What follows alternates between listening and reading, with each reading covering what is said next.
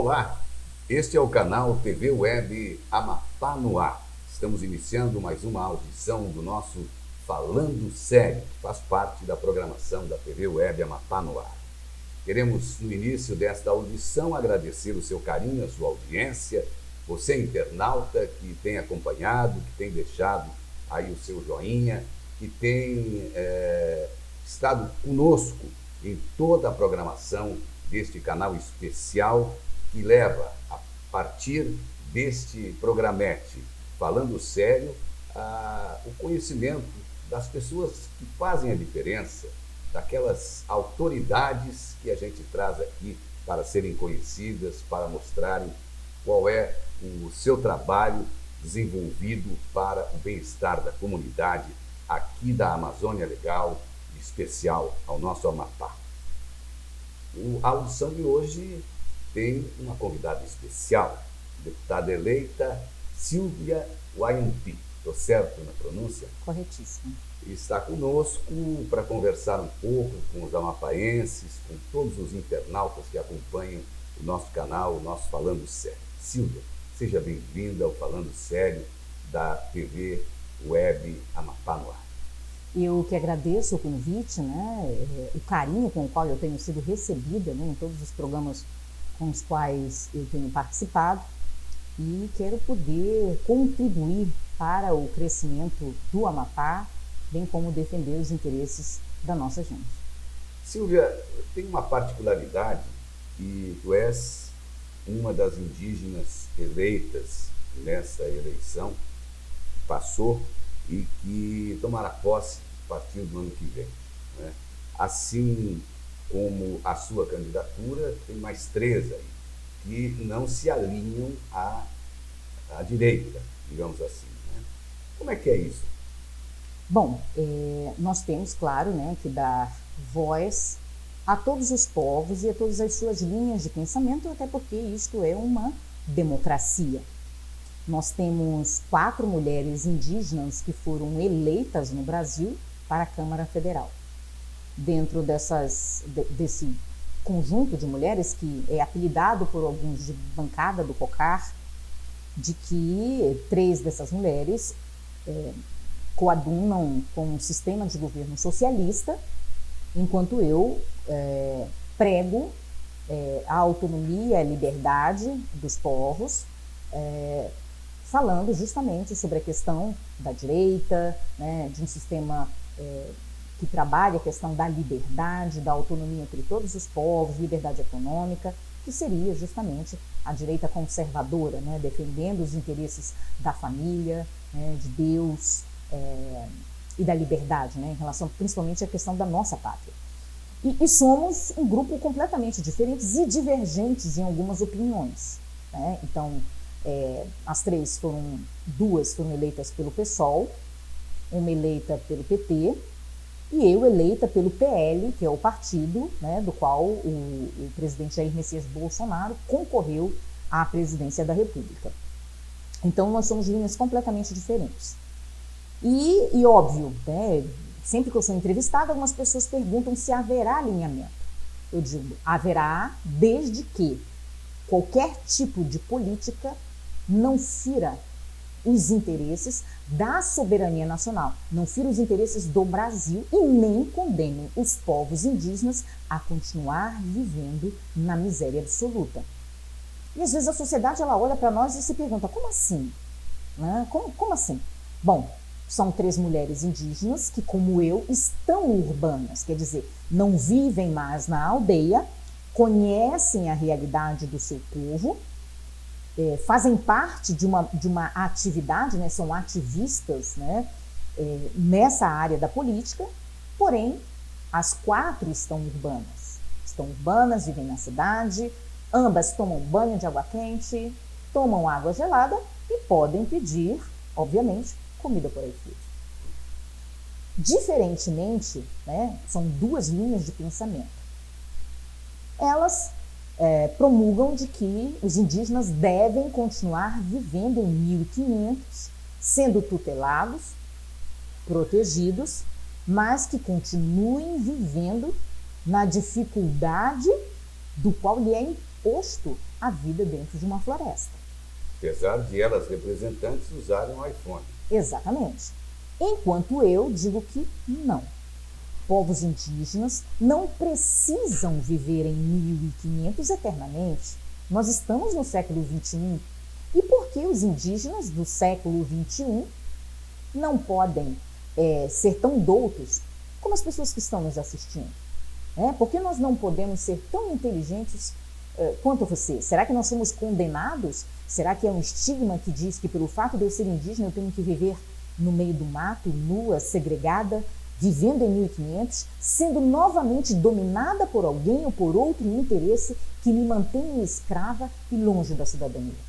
Então são políticas completamente diferentes e eu quero dar voz aos indígenas que hoje querem viver no século XXI e que hoje não só dominam o seu território, mas como também produzem em suas próprias terras e são autores do seu destino e autores da sua própria história. Que querem plantar, inclusive. Exatamente, exatamente.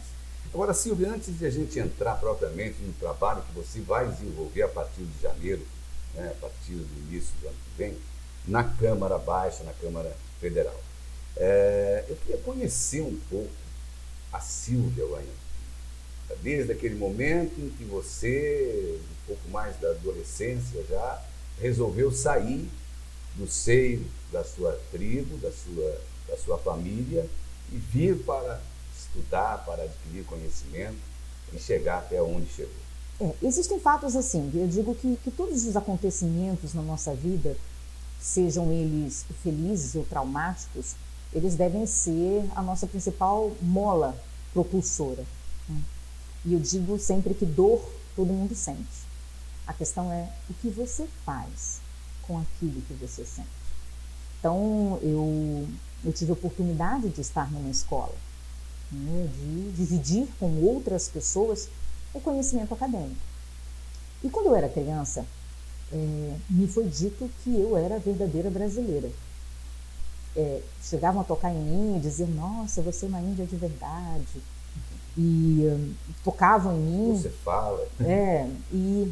E eu lembro assim que eu ia para a escola com uma blusinha velha, sem botão atrás, mas que eu achava linda, porque era a minha melhor roupa. E eu tinha aula com professores de educação moral e cívica, eu tinha aula com professores de organização social política brasileira, que é a OSPB, e lá eles me ensinaram a ter a admiração pelos vultos históricos do Brasil, de pessoas que fizeram parte da história do Brasil e conseguiram marcar o desenvolvimento do nosso país, conseguiram marcar a história. E essas pessoas levantavam uma bandeira que era a bandeira do Brasil. Veja, mas essa menina, aquela menina de 6, 7 anos, ela seria a verdadeira brasileira. E eu percebia que naquela época nós perfilávamos na porta da escola, fazíamos o famoso escola cobrir, e todas as crianças cantavam o hino nacional e uma criança era chamada para hastear a bandeira do Brasil. E eu passei a minha infância inteira puxando na saia das professoras, pedindo, pelo amor de Deus, para que eu fizesse aquilo igual às outras crianças, mas eu não podia. Só as crianças brancas e as crianças não indígenas é que podiam fazer aquilo. E eu sofria muito com aquilo. Então, ir para a escola, para mim, era uma tortura. E eu prometi para mim mesma que, custasse o que custasse, um dia eu hastearia a bandeira do Brasil e um dia o meu país iria se orgulhar de mim. Veja, essas dificuldades eu poderia simplesmente ter me isolado, ter sofrido e ter sido apagada. Aceitado, aquela condição. Mas eu me perguntei sempre, e por que não? Quem disse que eu não posso? E daí em diante, eu passei alguns anos, cerca de 5 a 6 anos, me perguntando por que eu não podia fazer aquilo. Por que eu não podia? Então, todas as vezes que as pessoas me diziam não, eu sempre me perguntava, por que eu não posso? Então, foi quando eu resolvi ir embora do Amapá, Existe, tem um pouco mais de 30 anos, e a história não mudou. Jovens continuam indo embora do Amapá sem qualquer expectativa, sem qualquer condição de sonhar em crescer em sua própria terra, em seu próprio estado, no seio da sua própria família. Agora, Silvia, o que você atribui essa aversão ao moderno, essa aversão ao mundo civilizado, digamos assim, saindo lá da tribo? Eu até comparo isso ao nordestino lá do sertão, e se você disser para ele, eu troco um apartamento no Rio de Janeiro por esse pedacinho de terra que você tem aí, esse lotezinho, ele não troca, ele não sai de lá. E assim você me colocou que o indígena pensa, ainda vivendo em 1900, em 1500, né? Outros que não aceitam. Como é que é essa relação? O que você atribui a isso e qual é a aceitação do seu povo com esse seu novo perfil? Bom, nós temos várias problemáticas, né? Nós temos interesses internacionais que, obviamente, querem que o Brasil e o norte brasileiro continue sendo subjugado, vivendo e sendo controlado e explorado pela Europa. Nós temos uma política segregacionista que condena e diminui povos porque eles moram em determinada região, em determinada espaço geográfico onde você não tem o desenvolvimento tão maior quanto nós temos no Sudeste, quanto nós temos no Centro-Oeste ou quanto nós temos no Sul do Brasil, visto nós temos uma maior gama de população naquela região e o desenvolvimento econômico ser muito maior. Então esses povos, eles vivem sendo diminuídos, né? Eles vivem sendo colocado em dúvida a sua capacidade técnica. Porém, existe a questão também do pertencimento. Muitas vezes as pessoas se apegam à única coisa que eles têm. Povos se apegam à única coisa que eles têm quando eles não sabem que eles merecem mais. Então, isso tem acontecido, né? Então, existe uma política de interesse internacional que continua querendo controlar o desenvolvimento brasileiro e a nossa economia, que nos subjugam. Veja, a Europa subjuga o Brasil, achando que nós somos eternamente uma colônia de exploração, duvidando inclusive da capacidade técnica e organizacional do nosso povo, falando do povo brasileiro. E essa política, ela permanece de região em região, e ela só cai quando nós observamos o crescimento econômico e desenvolvimento daquela região. Então, por que povos na Amazônia continuam sendo subjugados? Eu não estou falando só de povos indígenas, estou falando do quilombola, eu estou falando do ribeirinho, eu estou falando do homem da mulher da floresta e também estou falando do povo urbano. Geralmente algumas pessoas perguntam no sentido pejorativo. Ah, você é do norte? Ou você é do Amapá? Você é da Amazônia, ou do Amazonas? Você é de Roraima? Você é de Rondônia, do Acre? É verdade que quando o avião desce, os índios já estão flechando no aeroporto, tentando fazer com que a questão da identidade étnica seja um diminutivo. E isso, óbvio, impregna dentro de uma cultura onde a própria sociedade que vive naquela região sendo urbana, inconscientemente, por conta de um ideal imaginário que ficou gravado na cabeça, acha que para ser indígena você tem que estar no meio do mato, isolado, segregado, sem direito à cidadania, falando mal o português e sem capacidade de desenvolvimento técnico e econômico. Então o povo se revolta e diz assim: eu não sou índio, dando um exemplo, e se sente ofendido pelo fato de ser comparado a um. Isso é típico acontecer no norte brasileiro. Mas nós sabemos que a população brasileira descende em sua totalidade de povos indígenas e que isso diminuiu.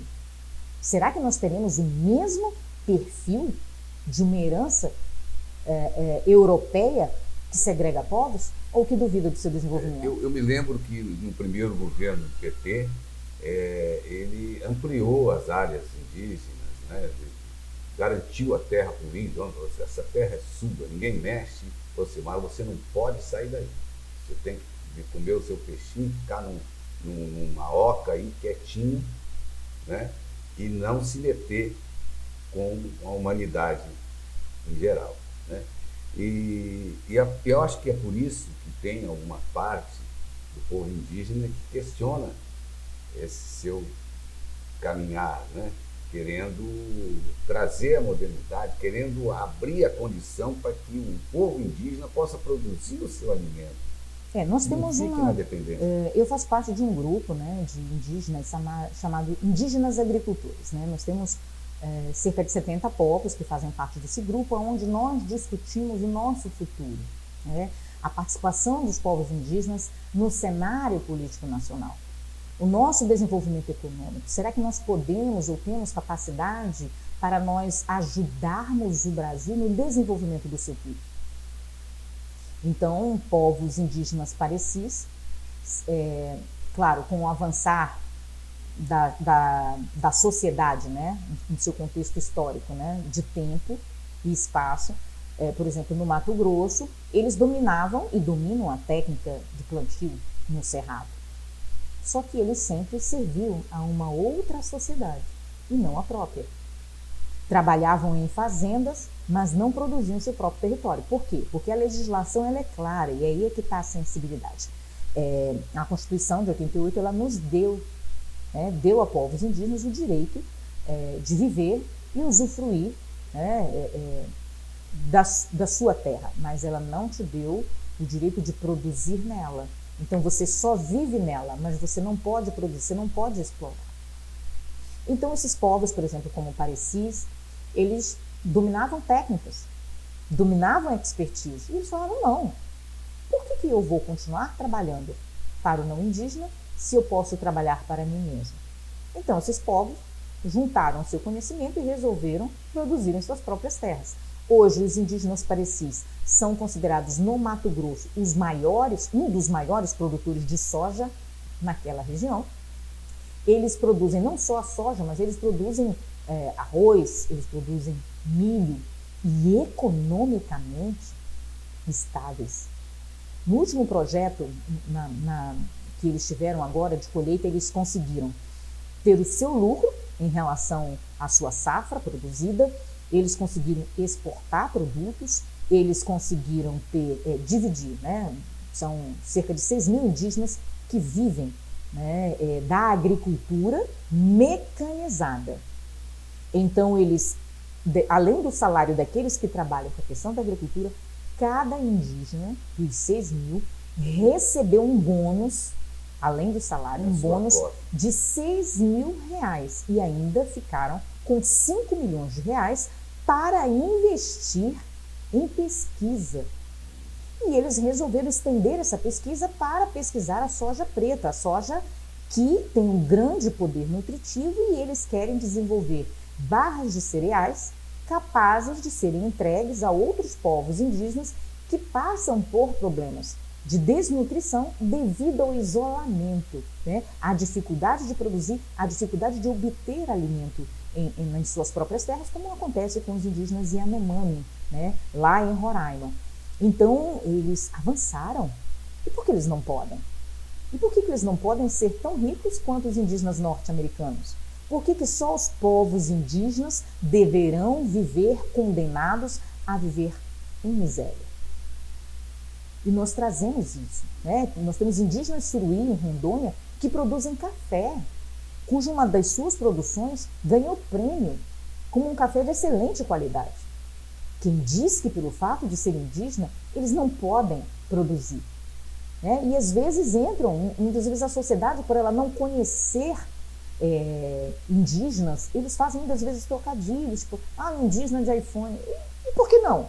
Por que não o iPhone? Por que não o carro? Por que não o helicóptero? Por que não o avião?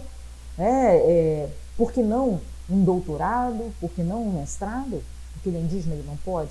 Então, muitas vezes a gente esbarra nisso, porque a sociedade criou um ideal imaginário na sua consciência que ela não sabe que assim, cultivando esse ideal imaginário, que para me aceitar eu sou obrigada a estar nu, isolada no meio do mar, eles estão me condenando e se condenando. Como assim se condenando? Porque a Europa vai tentar utilizar essa percepção desse ideal imaginário daquele povo para continuar subjugando, utilizando aquele povo menos favorecido para controlar a outra massa. Silvia, nós estamos num momento singular, né? Você se elegeu numa eleição conturbada, onde um lado quer continuar defendendo a seriedade, a família, o capital, a iniciativa privada, né? Os valores religiosos e morais, e o outro lado quer um Estado forte, não é? Quer nivelar a todos, eu diria até por baixo, né? E no momento em que, se uma parte dos indígenas me questionam por estar apoiando esse tipo de ação contrária ao capital, ao desenvolvimento, à seriedade, à não corrupção, outro está lá em Brasília questionando, levantando a bandeira, defendendo essa cidadania brasileira. É meio conturbado mesmo, né? Porque, olha só, existem indígenas que eles despertaram, né? Eles têm a plena consciência de que eles fazem parte da história do Brasil, né? Nós vamos tirar, por exemplo, que em 1648, povos indígenas se uniram para lutar pela liberdade desse país. Então, a fundamentação do exército brasileiro começou com povos indígenas chamando para um levante para defender esse território, em Guararapes, né? Então, se juntaram a negros. E não é defender a terra indígena, e sim um grande território ao Brasil enquanto nação. Hoje nós vemos o quê? Se remontar o mesmo cenário, onde novamente povos indígenas fazem um levante, convocando a população brasileira para lutar pela sua liberdade. E nós vemos um governo que diz assim, não, nós protegemos aos indígenas, mas manda prender os indígenas que não concordam com a sua opinião. Então, será que nós estamos vivendo numa democracia? Será que nós estamos realmente respeitando um tratado internacional dizendo que indígenas devem e podem se reorganizar e decidir como deve ser a sua vida? Quer dizer que ele só pode fazer isso se ele viver igual como eu penso. Se ele não pensar como eu penso, ele deve ser preso. Veja, há indígenas que condenam os indígenas que plantam soja, que se desenvolvem economicamente e que participam do ciclo econômico brasileiro. Mas dessas candidatas eleitas, existe uma, que foi a vice do Boulos, que é a Sônia Bona Guajajara, que defende a liberação da maconha. Veja, o índio não pode plantar soja, não pode plantar arroz, não pode plantar o milho, mas pode apoiar a liberação da maconha e plantar em suas terras, cultivando e incentivando. O alimento não. O alimento não, mas o tráfico sim. É uma coisa que, e ainda utilizam a desculpa dizendo que a maconha, né, ela seria da cultura brasileira. Nunca foi. Qualquer pessoa que quiser pesquisar de onde vem a maconha sabe que jamais veio do Brasil. Utilizar o não conhecimento da sociedade urbana, que não para pesquisar, que não para ler, porque a vida já está conturbada, cheia de outras obrigações, então a sociedade acredita nesse tipo de falácia.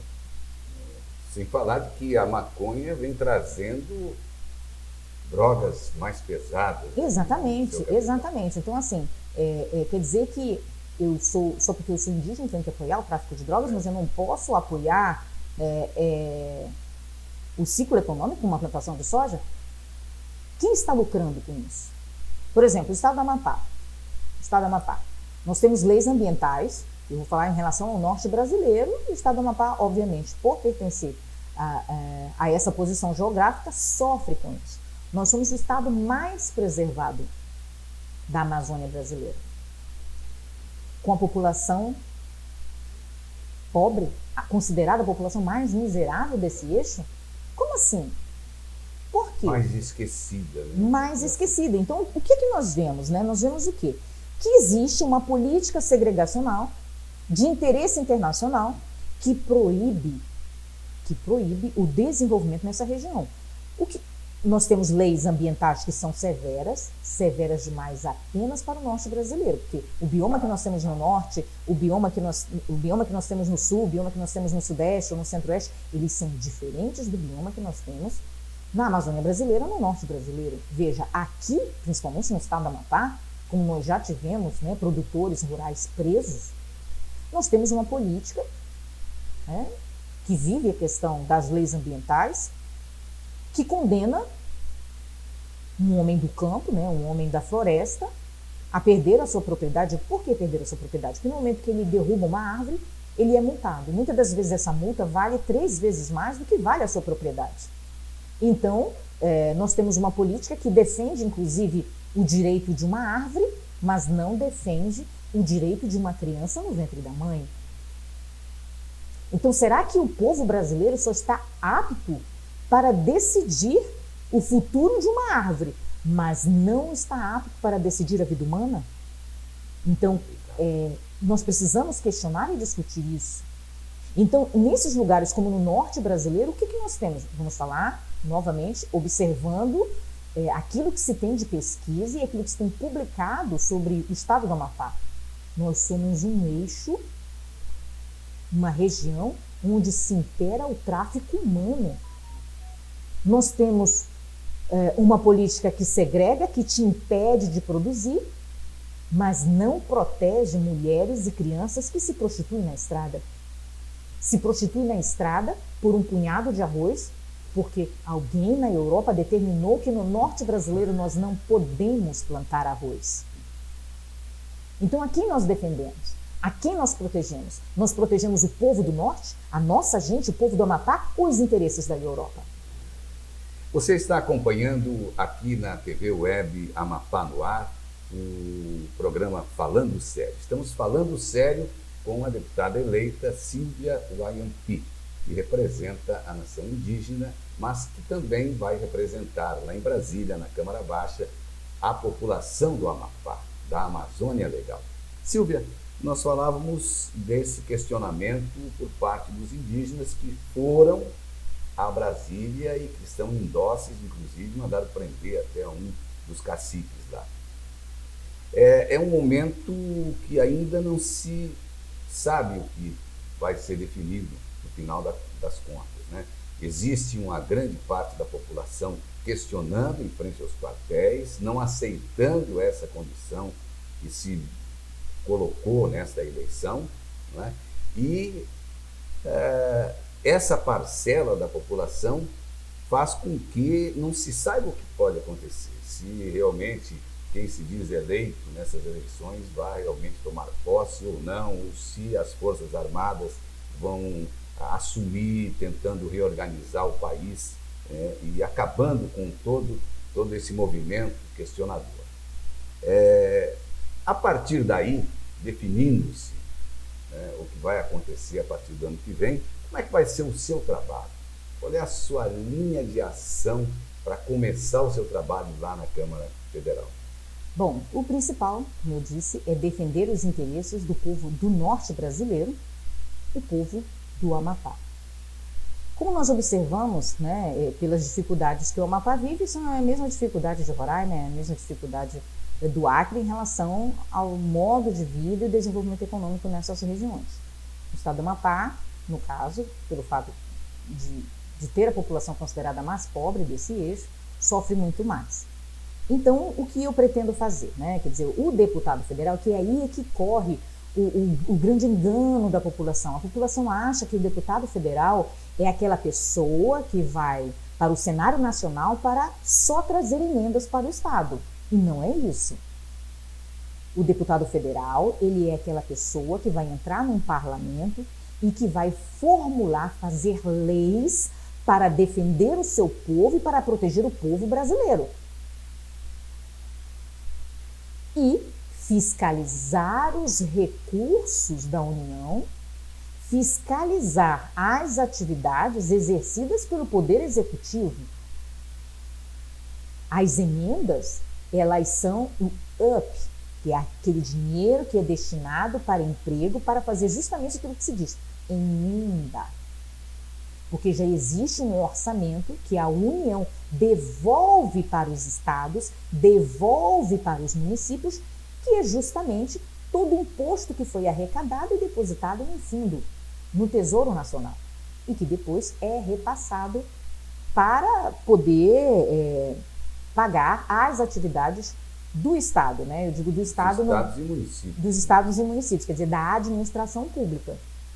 E as emendas são feitas justamente para acostar a esse orçamento algo que não entrou, a construção de uma praça, de uma ponte, que já deveria, claro, estar programada no planejamento plurianual, né, de uma administração pública, do Poder Executivo, mas que, porventura, caso não tenha entrado, o dinheiro é acostado para isso. Mas ele não quer dizer que ele seja uma constância para fazer todas as vezes algo que alguém deveria ter feito, ou fiscalizado, ou exercido a sua função como gestor. Né? E porque há esse tipo de confusão, as pessoas esperam que o deputado federal seja só aquela pessoa da emenda, e não é. E é aí onde nós entramos. Né? Antes de eu colocar o meu nome à disposição da sociedade amataense para concorrer ao pleito, eu fui fazer especialização em gestão financeira e orçamentária em organizações públicas, para poder servir a minha população. Né? O mandato, ele não é um mandato para apenas aqueles que votaram em mim. Ele é para aqueles, inclusive, que não votaram em mim. Porque eu tenho a obrigação de defender a integridade e os interesses do povo. O seu olhar também vai estar voltado à produção primária, ao agro? Sim, eu devo, até porque nós precisamos ter uma flexibilização dessas leis ambientais que impedem o norte brasileiro de se desenvolver economicamente. No momento em que nós não nos desenvolvemos economicamente, nós seremos condenados a viver de cesta básica. No momento que eu vivo apenas de uma cesta básica e sou proibida de me desenvolver, eu fico à mercê de interesses escusos, inclusive de políticos mal intencionados, que remetem esse acostamento de verba para continuar conscientemente se aproveitando do não conhecimento do povo para continuar subjugando e comprando a dignidade do povo por uma cesta básica. Silvia, só para esclarecer a população, os nossos internautas, a partir do momento em que o seu nome apareceu como uma das deputadas eleitas, uma chuva de questionamentos, né, questionando a sua conduta, vieram contrariar o seu dia a dia, digamos assim. Isso está tudo resolvido, essas ações que foram impetradas contra a sua pessoa, contra a sua conduta como profissional, está tudo tranquilo? Bom, na minha concepção, sim, está tudo tranquilo. Mas é política, é guerra de narrativas, é uma guerra de desconstrução de imagem. Eu sou uma mulher que boa parte da população amataense não me conhece. Então é como se eu fosse uma clandestina, uma esquecida em sua própria terra, para o seu próprio povo. Eu tenho um nome reconhecido internacionalmente, eu tenho um nome conhecido nacionalmente, mas não fui abraçada por aqueles que deveriam me abraçar. Então, no momento em que foi sinalizado, inclusive no primeiro dia, né, no dia 2 de outubro, de que eu estava eleita, foi automático um questionamento de outros candidatos, né, que não foram beneficiados por uma lei que eles ajudaram a votar. Né? São pessoas que não fizeram seus cálculos devidos e que achavam que seriam beneficiados por isso, e não foram. Então eles começaram a questionar se eu deveria ou não representar o povo brasileiro, representar o povo do Amapá no cenário nacional, né? Dentro de uma Câmara Federal. Inclusive tiveram 2 ações, né, de candidatos pedindo a recontagem dos votos, porque não aceitavam que uma mulher amataense, uma indígena, pudesse ter sido eleita. Depois solucionado isso, aí entraram com relação às suas contas. Exatamente. Né? E aí também foram aprovadas agora. As contas foram aprovadas. Eu ainda não sei o tempo hábil, mas nós esperamos em relação a uma outra ação que seja julgado favorável em relação à minha pessoa, né? Porque houve uma denúncia de que eu teria utilizado o dinheiro público, desviado o dinheiro público, né, de uma forma ilícita para fazer uma possível harmonização facial. Então, um pouco de pesquisa, né, para a população lataense, nós sabemos que a harmonização facial é um procedimento estético utilizado na medicina estética, que ela visa trabalhar, né, a expressão do rosto, né, ela paralisa as expressões do rosto, ela tira o bigode chinês, né, ela altera o rosto, ela tira essas expressões aqui, né, esse sulco, essas rugas, né, ela deixa, você não levanta mais a sobrancelha, então você fica com o seu rosto... Um aspecto mais jovial. Um aspecto jovial, mais plácido e tranquilo. O que não ocorre, né, é típico, né, qualquer pessoa pode observar as minhas linhas de expressões, que são naturais. E aí houve uma denúncia... Prova que nada foi feito. Que nada foi feito. E aí houve uma denúncia por malversação do dinheiro público, né, como se eu tivesse utilizado ilicitamente, com provas frágeis. Exatamente. É de uma pessoa, né, que obviamente já tinha uma conduta questionável por várias pessoas, mas que eu não escutei porque eu quis dar uma oportunidade. E aí essa pessoa se aproveitou, por exemplo, da minha ausência na minha residência e invadiu meu domicílio. Tem câmeras que filmaram e eu estava fora de Macapá, num outro município. E aí essa pessoa forjou um documento, né, um recibo, depositou um dinheiro na conta de um profissional. Veja, não saiu nenhum dinheiro da minha conta. Saiu da conta da pessoa. Né, saiu da conta da pessoa. E ela garante que foi no dia 29 de agosto. Sendo que o recibo que ela pegou com o profissional é sobre um outro procedimento. Quer dizer, ela garante que foi uma harmonização facial. E o recibo dado era de um tratamento odontológico. Como assim? Então são provas frágeis, né? Mas o intuito era esse: denegrir, né? Eu digo, desconstruir uma imagem de uma mulher que trabalha, de uma mulher que passou ao longo da sua vida trabalhando em prol da sociedade. Veja, eu fundei o primeiro serviço de fisioterapia de emergência do Brasil, com uma formação específica em transporte aeromédico e defesa química, biológica, radiológica e nuclear, que foi o primeiro serviço da América Latina.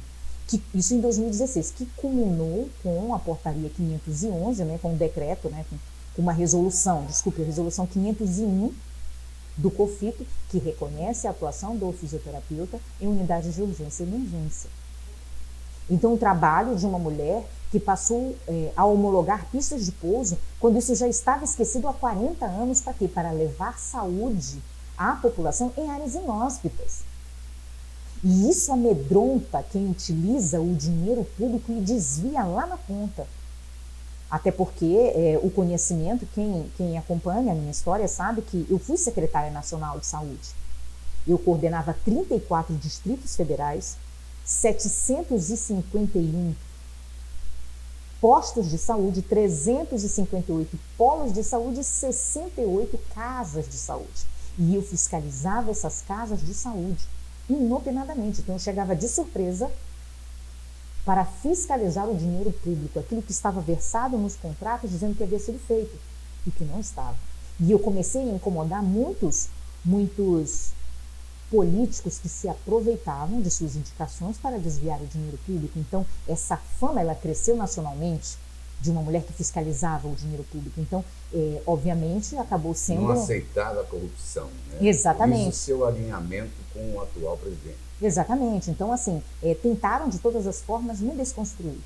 E chegou ao momento que foram 18 senadores, 40 deputados federais que faziam pressão o tempo inteiro para que me tirassem da cadeira de secretária nacional de saúde. E nós fizemos um enfrentamento muito forte. E é isso que a gente também pretende fazer. E o que é que assusta muito das pessoas? Fiscalizar o dinheiro público. Silvia, para a gente encerrar essa primeira entrevista, falando sério, oxalá mais adiante a gente possa voltar a conversar e aí já trazendo a prestação de contas do seu trabalho inicial na Câmara Federal. Como é que você vê o momento atual? Tudo isso que está acontecendo, esse questionamento da população brasileira, essa questão indócil de todos, não aceitando as coisas como estão sendo feitas, vendo instituições que ultrapassam a sua competência, né, e que saltam os olhos de todos. Como é que você está vendo esse momento? Você acha que isso vai acontecer? Eu vejo isso como um momento muito sensível para o Brasil, né? Nós temos uma população que não quer se render ao socialismo. E um grupo que acha que metade da população deve aceitar isso e a população se recusa.